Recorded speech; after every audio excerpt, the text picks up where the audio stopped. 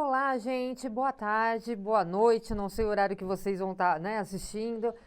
Meu nome é Ana Paula Barbieri, eu sou coordenadora do curso de Acupuntura Estética, ou seja, Medicina Chinesa Cosmética, aqui pela Faculdade Ibramec, e hoje estamos aqui para mais uma vez, gravando aí a palestra do Congresso ao vivo, que a gente vai ter, do Congresso ao vivo não online.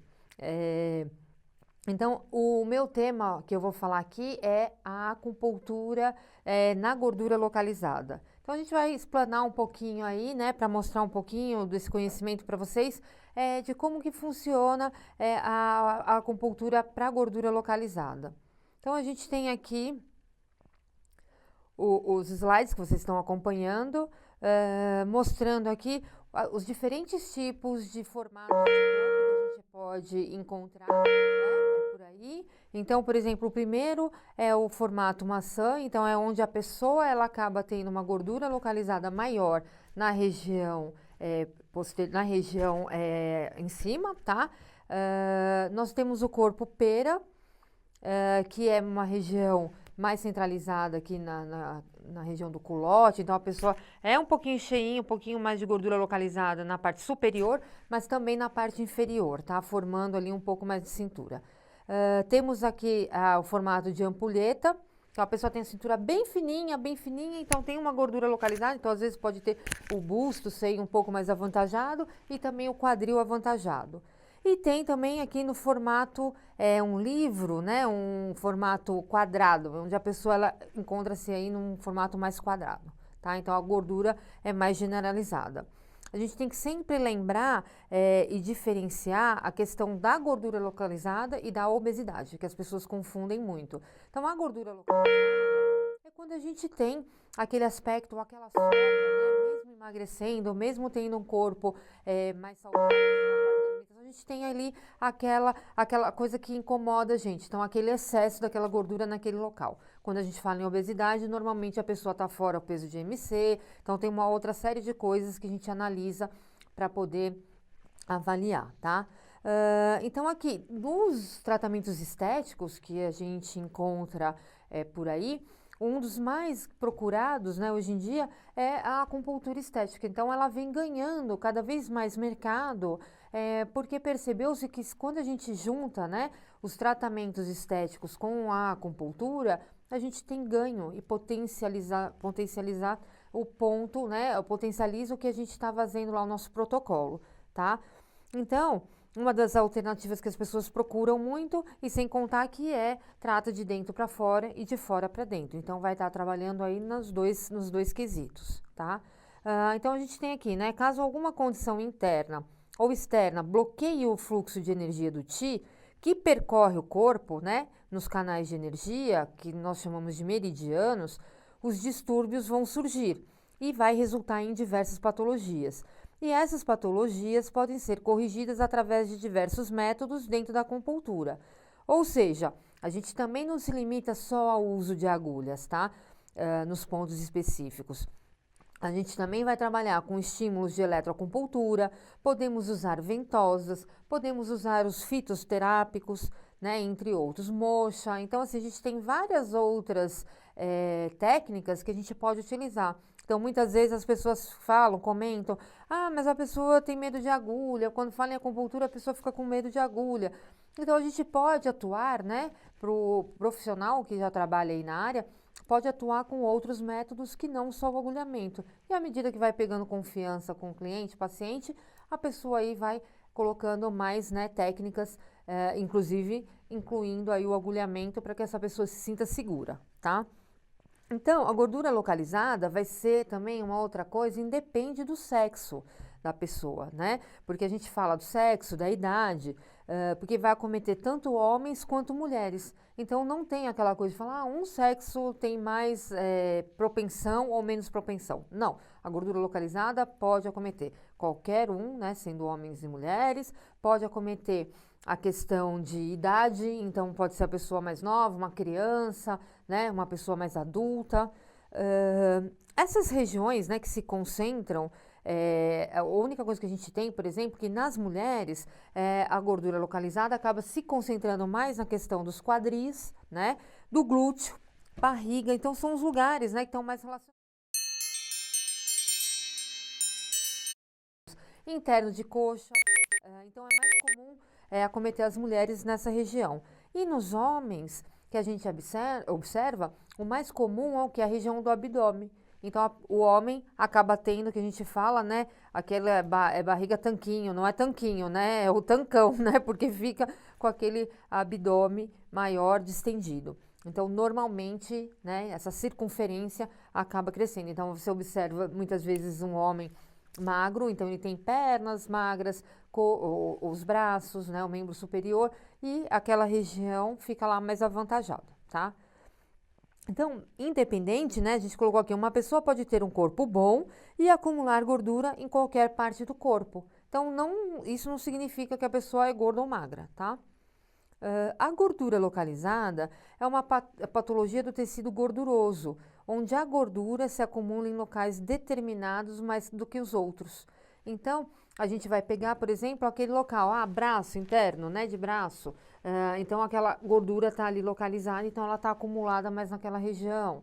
O abdômen, né, que fica naquela barriguinha, então aquela famosa barriguinha do chope, então você fica com aquela barriguinha acentuada, nos glúteos, então, por exemplo, a pessoa pode ter culote mais avantajado, pode ser no próprio glúteo, então nessas regiões, tá? Então mais do que em outras. E aí você observa, por exemplo, dentro no arquétipo do corpo da pessoa, ela não tem um sobrepeso.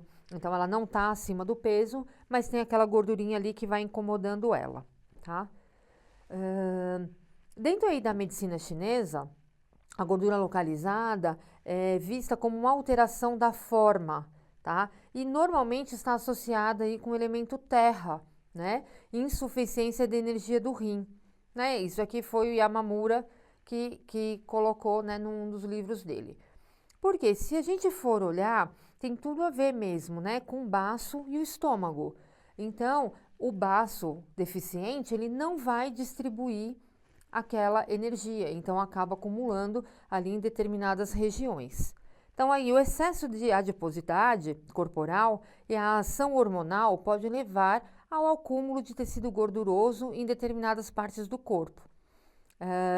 A parte hormonal também é importante, porque às vezes a pessoa acha, não consigo perder, às vezes é a pessoa que faz atividade física, que tem uma alimentação regulada, mas ela não consegue perder. Então, a gente vai investigar para ver também essa parte hormonal, porque também isso influencia.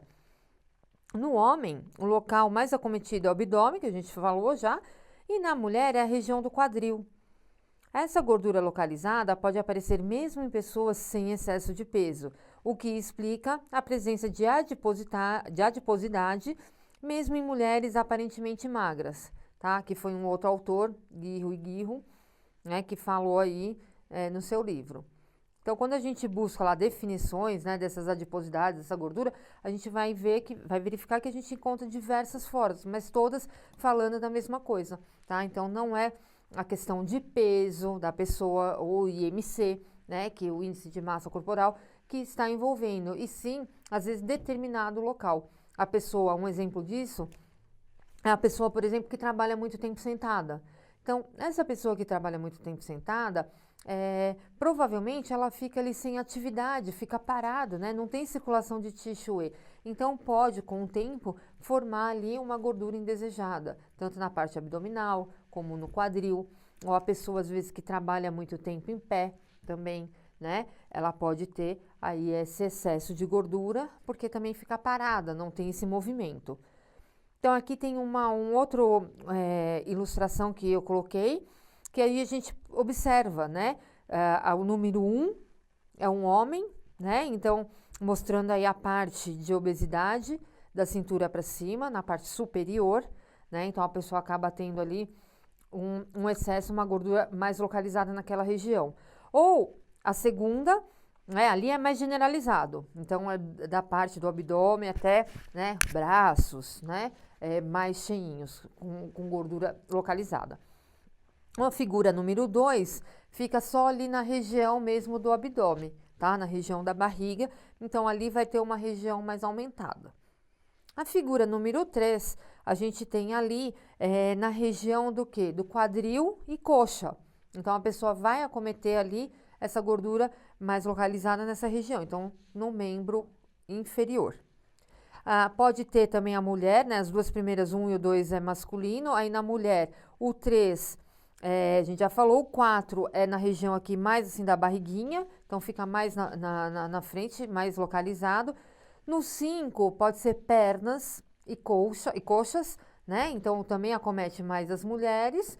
E no 6º acaba tendo ali na região de estômago, né, visceral, estômago e barriga. Então, não é só a barriguinha como é no 2. Então, tem uma diferença do 2 para o 6, né, que no 2 é só ali mais a barriga. E no 6 acaba cometendo ali a parte mais visceral. Então, mudando aqui de slide, nós vamos ter aqui uma outra figura, né, que a gente consegue verificar, que aqui, ó, no abdômen superior. Então, a primeira figura, ela vai estar ali na parte da frente, então vai ter o abdômen superior, então seria mais a região aí de estômago. Ela pode ter nos flancos, que é essa lateralzinha, então essa lateral pode se acumular aí uma gordura, tá, que a gente chama de flancos. Pode ter aqui no abdômen inferior, que é mais nessa região aqui da barriga mesmo. Ela pode ter na região de culote, que a gente fala que é nessa região, né, nas ancas, que na época das vovós, né, a gente chamava ancas, então culotes. Então pode ter mais nessa região.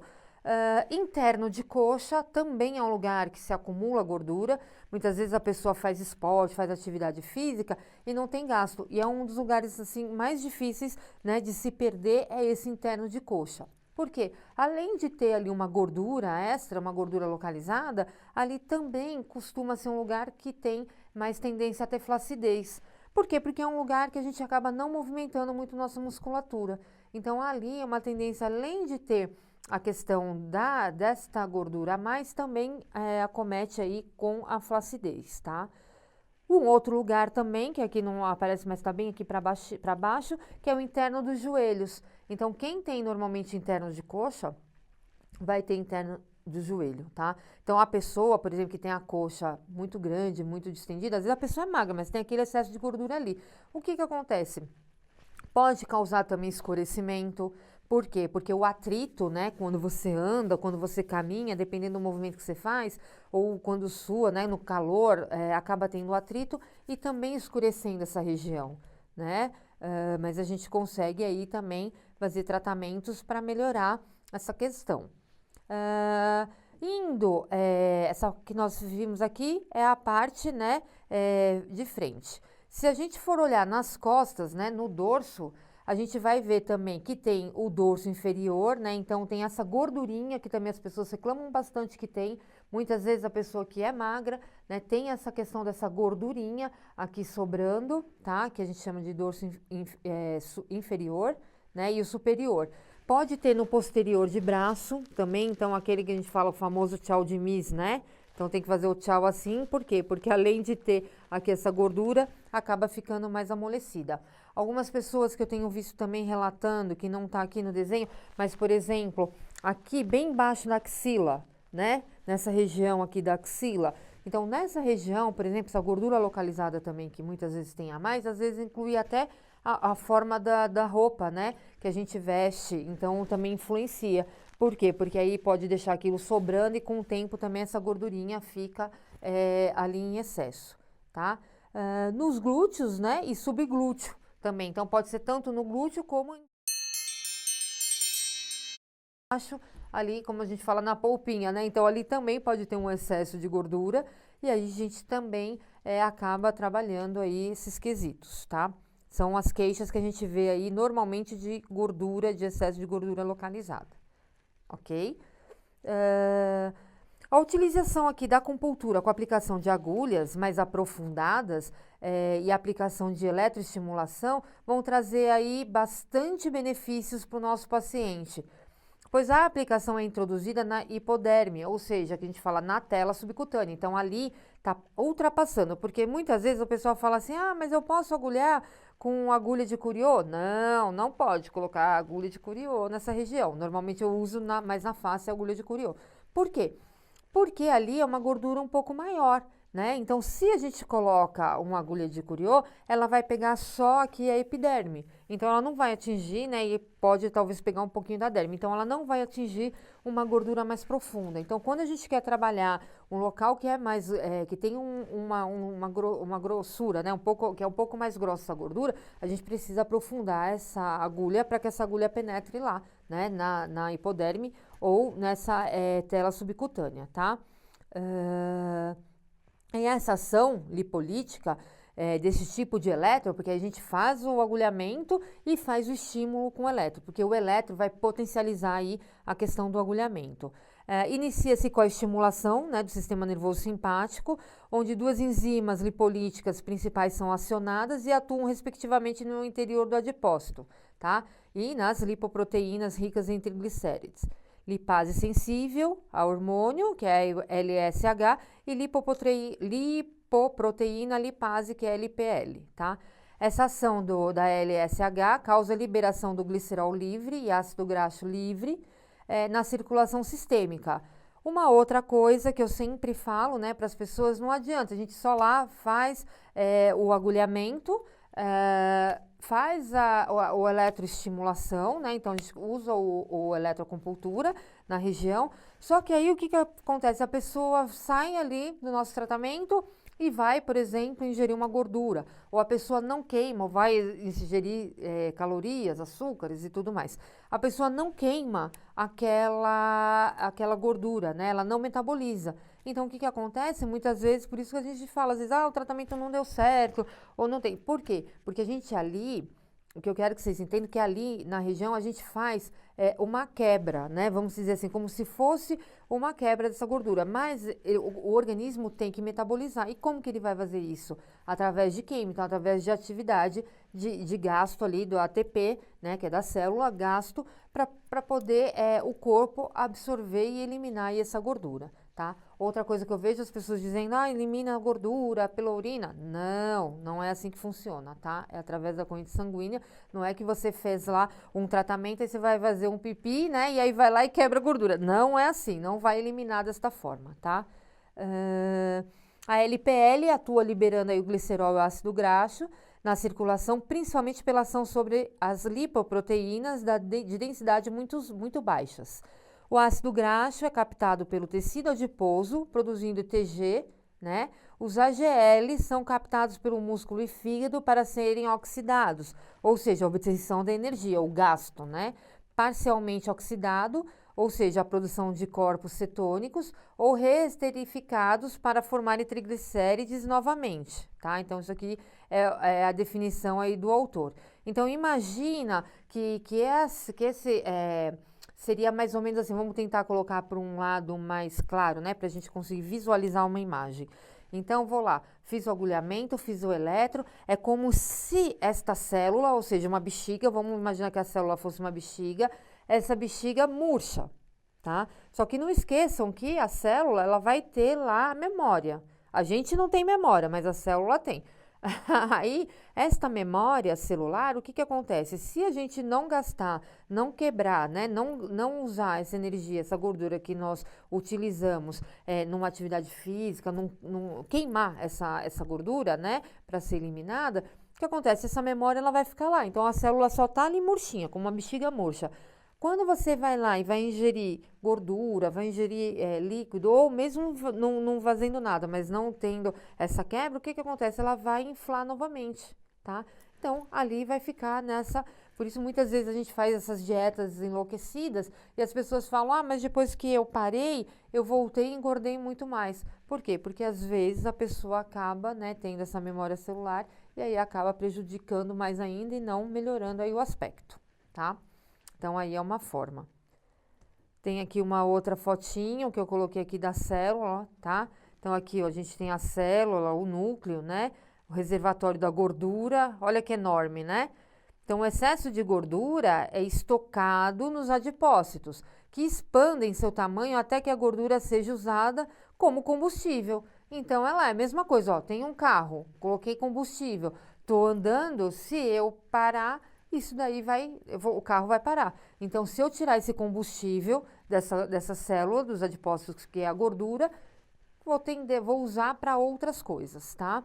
Então, para não ficar com esse reservatório. Muitas vezes as pessoas fazem, voltando aí à questão da dieta, né?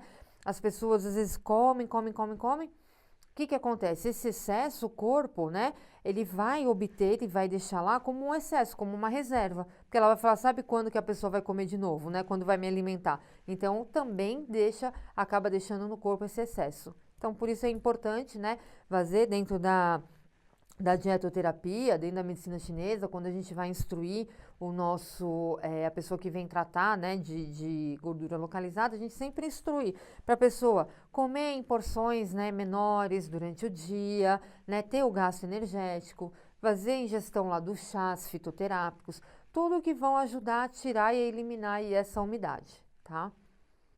Passando aqui para frente. O excesso da gordura corporal, na grande maioria dos casos, resulta em um desequilíbrio entre o consumo e a demanda energética em alguma fase da vida, no qual há o desenvolvimento de maior acúmulo da gordura corporal, dificultando futuramente na manutenção dos níveis de gordura em limites desejados. O que acontece? Às vezes a pessoa fala assim também: ah, mas eu não como. Gente, ninguém engorda se não come, né? Então, às vezes a gente come. Então, às vezes a gente acaba consumindo mais do que a gente gasta. Então, é importante ter esse equilíbrio. Posso consumir? Devo consumir? Sim, mas eu preciso gastar. Então, como que eu vou gastar, né?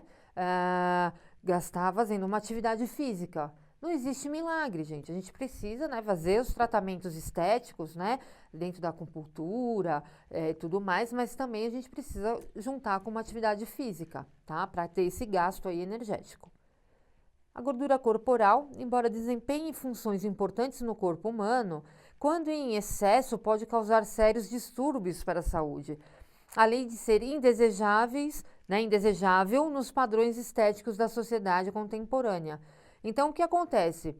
Muitas vezes, aquela gordura pode ser que só incomode a pessoa e que ela não tenha risco à saúde. Tudo bem, né? Porque dentro dos padrões que são exigidos, que são falados, padrões de beleza e tudo mais, aquilo pode estar incomodando a pessoa. Mas aquilo também pode ser prejudicial à medida que ela começa a atuar dentro da saúde da pessoa. Então, a pessoa pode ter a respiração alterada, né? Pelo cansaço. Ela pode ter mais cansaço, pode ter dificuldade, né, nas movimentações, né, além da parte estética, pode ter problemas cardíacos, problemas circulatórios, problemas linfáticos, né? Normalmente a gente fala que a pessoa que tem essa gordura localizada mais na região, né, inferior, que seria pernas, né, coxa, ela tende a ter probabilidade também a ter varizes, né, a ter edemas, né, em pé e pernas.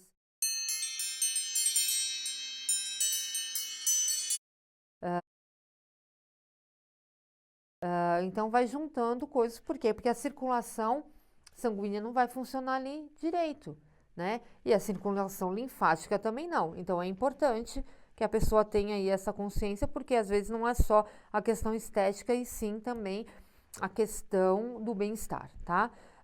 A gente tem aqui outro desenho, né, falando da gordura visceral e da gordura subcutânea. Então, olha a diferença, né, que a gente tem a foto de um abdômen, então dá uma olhada. Olha como a gordura subcutânea é grande, muitas vezes ela é larga, ok? Então, essa gordura que a gente aí trabalha dentro da acupuntura. Eu coloquei um videozinho aqui, um link de um vídeo da formação da gordura. Eu não vou, acho que conseguir utilizar ele aqui, mas seria legal depois se vocês pudessem entrar nesse videozinho, que é bem legal, falando aí a respeito de como se forma a gordura. Então tem as células e tudo mais. Eu acho que aqui eu não consigo entrar. Eu vou tentar no final, tá? Mostrar. Aqui, ó, é uma foto mais ou menos de como que a gente trabalha alguns pontos, né? Mais ou menos não, de como a gente pode trabalhar alguns pontos, sugestão, né, de alguns pontos e aonde vai o eletro na região abdominal. Então, aqui a gente está tratando uma gordura abdominal.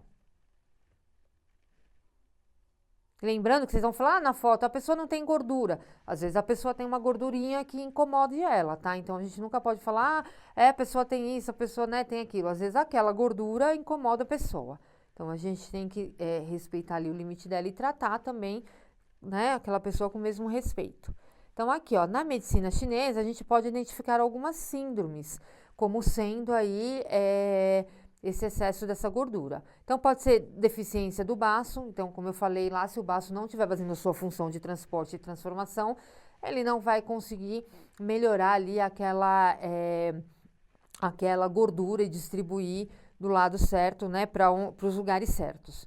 Pode ser uma estagnação do triplo aquecedor, então aquela região não tem circulação, está estagnado, a gordura está parado ali, então a pessoa não tem uma atividade, não exercita, então aquela região acaba tendo aí essa estagnação e podendo levar essa gordura. O acúmulo de umidade e mucosidade, então toda a umidade, se não trata, ela acaba virando ali uma mucosidade também. Então pode ter ali uma região, né? Essa região mais com uma gordura do que em outros lugares. Deficiência na circulação de sangue. Então lembra que eu falei, a pessoa que às vezes trabalha muito tempo sentada, muito tempo de pé, muito tempo numa posição, acaba tendo aí essa deficiência na circulação e também pode acumular ali uma gordura. A estagnação no vaso maravilhoso, então a gente tem lá o vaso da cintura, por exemplo, então pode estar ali também estagnado, essa gordura a mais. Estagnação no fluxo dos canais colaterais, então não está tendo livre fluxo, não está fluindo sangue, então a gente pode acumular ali. E uma disfunção do fígado, né? O fígado não está metabolizando essa gordura, não está fazendo o processo dele, então ele também ali acaba ficando ali parado.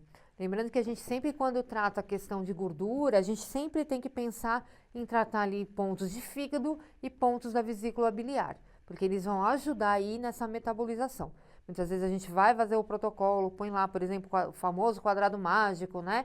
Que a gente trabalha o baço, o E25, o baço 15, VC9, VC12, VC4, VC6, e aí a gente acaba não dentro desse protocolo, não trabalhando ali pontos de fígado e vesícula. Pode ser local? Pode, porque se você já está ali no abdômen, pode já fazer pontos de fígado e vesícula local. Ah, não estou ali, quero usar o F3, quero usar o VB, sei lá, 39, 34, pode usar. O importante é que se use, né? E aí a gente tem aí uma propensão a melhorar ali não só a parte local, como também sistêmica. Lembrando que se a gente está trabalhando com os pontos, a gente já está trabalhando com pontos locais e também com a questão da sistêmica. Não dá para fazer a acupuntura, né? Ou tratar a pessoa se a gente não fizer uma anamnese geral e verificar ali quais são as disfunções que aquela pessoa possui, né?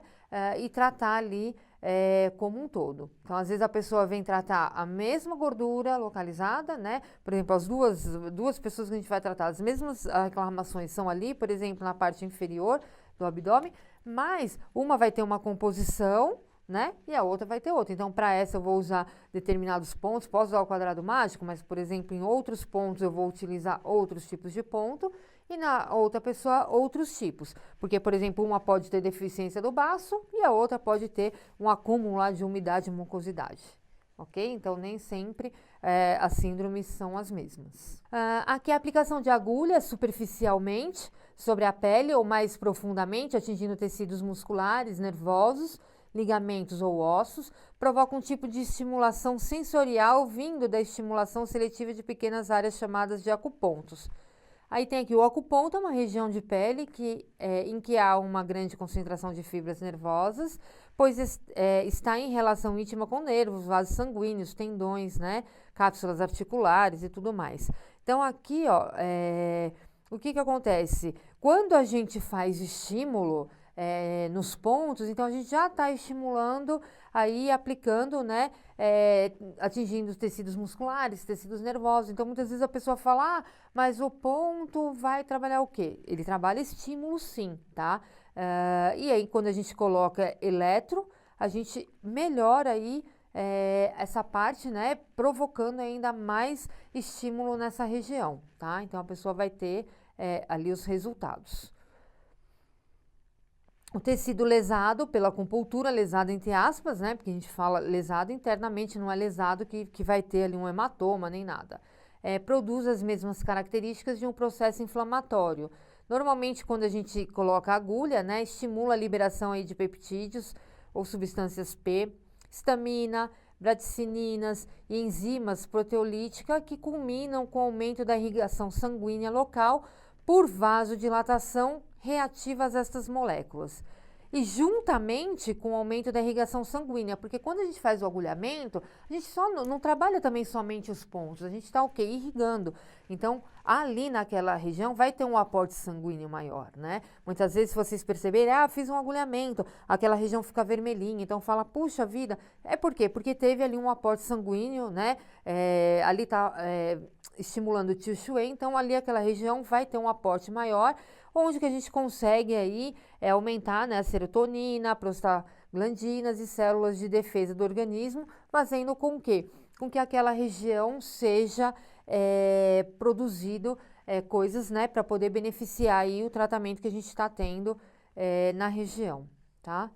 Uma outra coisa que a gente utiliza bastante dentro da medicina chinesa cosmética são as ventosas. Então, o uso de ventosa também auxilia aqui nos tratamentos da gordura localizada, pois vai incentivar o organismo a separar resíduos metabólicos e liberar toxinas residuais, promovendo ali a oxigenação e purificação do sangue. Então, uma técnica que a gente associa muito no tratamento da gordura localizada. Então, aqui, o que a gente vai fazer? A gente faz um estímulo para que a gente consiga também ali melhorar a oxigenação local e também diluir, vamos dizer assim, diluir, modelar aquela gordura pelo corpo. Então, aqui eu coloquei o método fraco, né, da ventosa. Então, aqui, ó, nessa parte pontilhadinha aqui, ó, é a pele. Então, nessa primeira aqui, a gente tem um método fraco. Então, onde essa pele, ela vai ser sugada, pouca coisa. Por exemplo, se eu for fazer um tratamento de celulite, então seria indicado um método mais fraco. Por quê? Porque eu consigo um deslizamento, né? Junto, embaixo eu tenho que colocar um óleo para fazer esse deslizamento.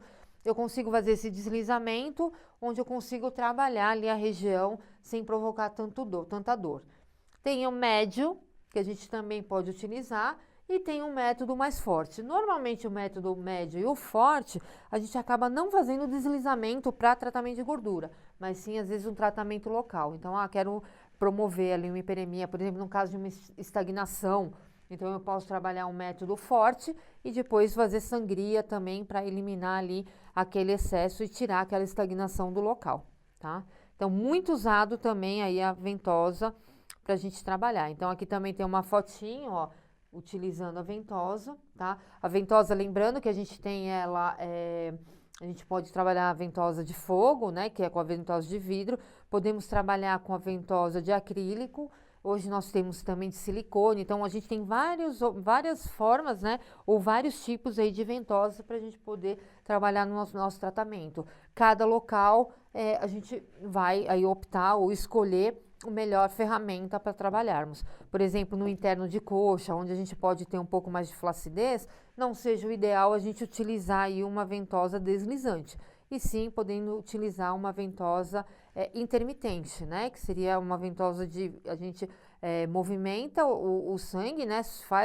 Suga a pele e depois libera, suga e libera, suga e libera. Nós temos aqui, né, falando um pouquinho aí da deficiência, um pouquinho das síndromes. Então, a deficiência do baço. Então, baço e estômago são, respectivamente, recepção e decomposição dos alimentos. Então, o baço, né, faz subir e o estômago faz descer. O baço tem afinidade com a secura e o estômago tem preferência pela umidade. Quando a gente junta os dois, a gente vai permitir a digestão, a divisão dos alimentos, a produção do Qi Shui. Então, a gente tem aí essa questão, a alimentação. Me alimento, então o estômago vai trabalhar num primeiro momento e depois o baço distribuindo, tá? Os dois juntos aí vai permitir, né, a digestão e tal. A sintomatologia. Então, como que a pessoa sabe, por exemplo, se ela pode estar ali com uma deficiência de baço? Então, ela vai ter lá pouco apetite, né? A pessoa que pode ter o ventre dilatado, então ela vai ter aqui mais distendido, né? O estômago e ventre doloridos e alivia por pressão ou calor. Então, a gente pode ir lá nos pontos mus, né? Fazer a palpação também para ver. Então, de repente, a pessoa ali sente dor, mas na hora que apalpa, ela sente ali uma melhora. Pode sentir, por exemplo, o calor. Então, o calor também vai ser, alivia, né, essa dor. Pode ter uma boca pálida, a pessoa não tem sede, a pessoa vai ter membros frios. Então, a gente sempre tem que colocar ali a deficiência, né? Então, quais são as características da deficiência e colocar ali as coisas do baço. Evacuações líquidas, então a pessoa pode ter diarreia, né? Pode ter o membro e o corpo com edemas, então edematose. Então, pode ser o corpo todo ou pode ser algum membro, ou membro inferior ou membro superior, tá? Leucorreia, fluida e branca e abundante. A língua vai estar pálida e macia e o revestimento lingual branco e deslizante. O pulso profundo, porque a gente está falando em deficiência, né? E quando você aperta lá, você vai ter um pulso mais profundo.